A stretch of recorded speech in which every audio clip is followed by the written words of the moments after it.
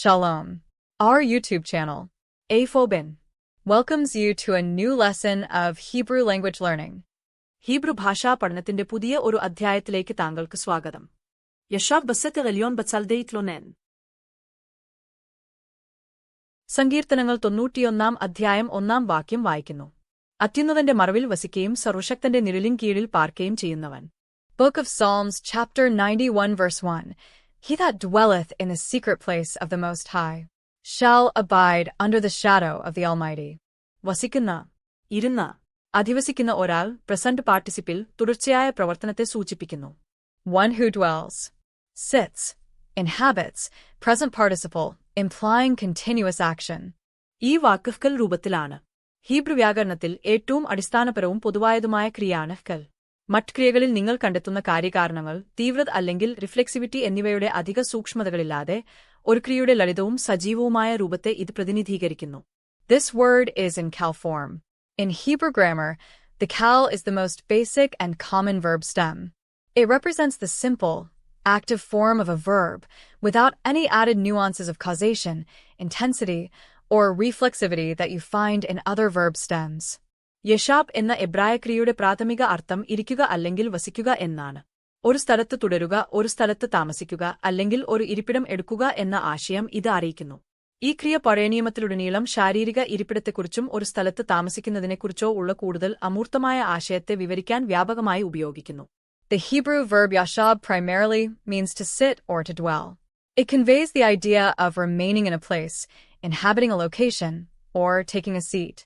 This verb is used extensively throughout the Old Testament to describe both physical sitting and the more abstract concept of dwelling or residing in a place.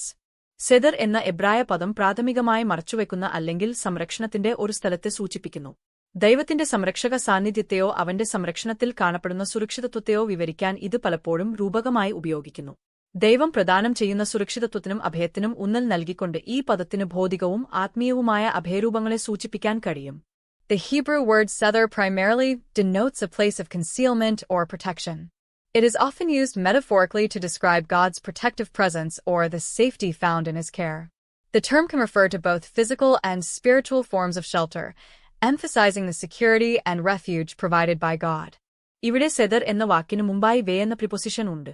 ബസേദർ എന്ന് വായിക്കാം. Here words sether preceded by preposition be. ബസേദർ. അത്യുന്നതൻ എന്ന് വിവർത്തനം ചെയ്യപ്പെടുന്ന എലിയോൻ എന്ന എബ്രായ പദം ആത്മീയ ഗ്രന്ഥങ്ങളിലൂടെയും ദൈവശാസ്ത്ര പ്രഭാഷണങ്ങളിലൂടെയും പ്രതിധ്വനിക്കുന്ന ഒരു സ്ഥാനം വഹിക്കുന്നു. ഇത് കേവലം ഒരു ശ്രേഷ്ഠമായ വിശേഷണം മാത്രമല്ല, അതൊരു പേർ, തലക്കെട്ട്, വിസ്മയം, ഗാംഭീര്യം, ആത്യന്തിക അധികാരം എന്നിവ ഉണർത്തുന്ന ഒരു വിവരണവുമാണ്.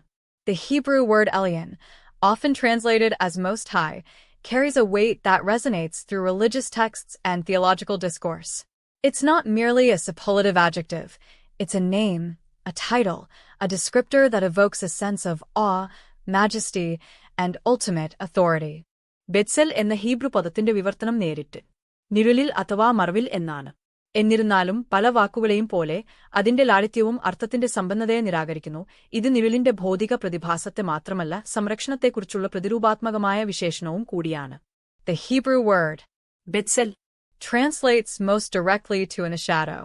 However, like many words, its simplicity belies a richness of meaning, encompassing not just the physical phenomenon of shade, but also metaphorical implications of protection. സർവശക്തൻ എന്ന് മിക്കപ്പോഴും വിവർത്തനം ചെയ്യപ്പെടുന്ന ഷദായി എന്ന ഹീബ്രു പദം ദൈവത്തിന്റെ ശക്തവും ഉണർത്തുന്നതുമായ നാമമാണ്. എന്നിരുന്നാലും അതിന്റെ അർത്ഥം വളരെ ലളിതമല്ല, മാത്രമല്ല ഇത് വളരെയധികം പണ്ഡിത ചർച്ചകൾക്കും ദൈവശാസ്ത്രപരമായ പ്രതിഫലനങ്ങൾക്കും വിഷയമാണ്.